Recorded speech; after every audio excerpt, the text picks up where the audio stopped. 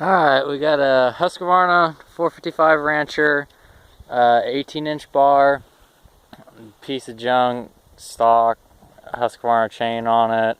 The one thing I will say about this chain is it's a Vanguard Records, but it is a converted to square chisel, file it with a double bevel chisel file. The rakers on it are really hard to get down. You have to take them way down to get it to cut good. Other than that, the only thing that's been done to this saw is this bone stock, nothing done to it. The only thing I did to the carburetor is tweak the idle up a little bit. It was idling a little low when I got it.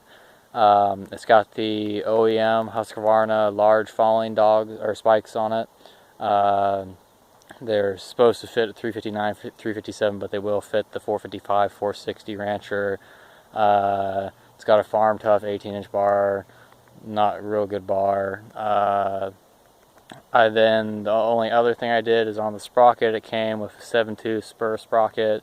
I changed that out to an Oregon 7-tooth floating rim style sprocket. I like those better. They're cheaper. If you do have to replace them, just replace the rim, not to replace the whole drum and everything like that. This saw is about a year and a half old, broken real good, had a lot of tanks run through it, probably, I don't know, 30, 40 tanks run through it, cut a lot of firewood with it. Excellent saw, a lot of power, 55cc. I was really kind of leery about the saw when I bought it. I love the saw, really good saw. Pulls that bar really well. It'd be nice if I had an 8-tooth sprocket for it. They don't make them that small. The sprocket is the small spline, not the standard. But this saw is an excellent saw, really good. A lot of pros use it, and I'm not a pro by any means, but I love using it. I cut a lot of wood with it, done a lot of different stuff with it. Good lemon saw, firewood saw, farm branch saw, tree service saw, really good.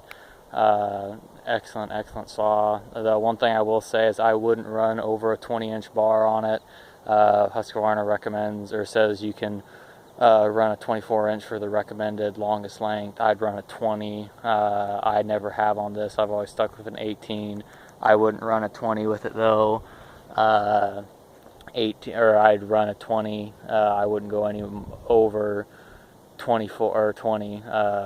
That's about the most I'd go. It pulls the 18 and a 20. It'd pull really well. 24 would just be a little bit too long for it. For limbing, it'd probably be okay, but for cutting full 24-inch stuff or bigger, I think it'd have trouble pulling it. We're sawing on about a year-old hemlock here, and then we're gonna make some cuts with it and see how it works.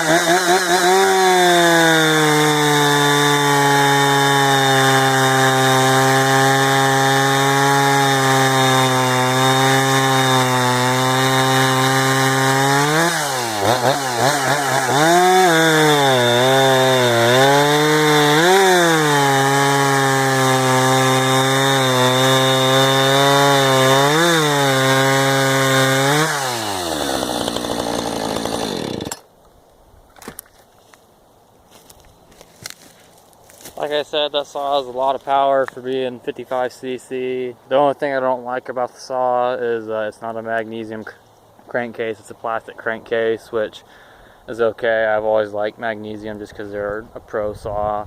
That saw I've had no trouble with whatsoever. Run good fuel in it and everything. Never had any issues with it. Easy to maintain. Really good, I'd even say homeowner for just going around, you know, bucking stuff up. I spent $420 on it from Bailey's with everything. It's been a really good saw. Love it. Like I said, I'd even use it for a homeowner. I like having more power than, or too much power than not enough power. So that's a really good saw. Really good bang for your buck. As far as I'm concerned, that's one of the best saws you can buy for that size and that price range. It's the best saw you can buy. Thanks for watching.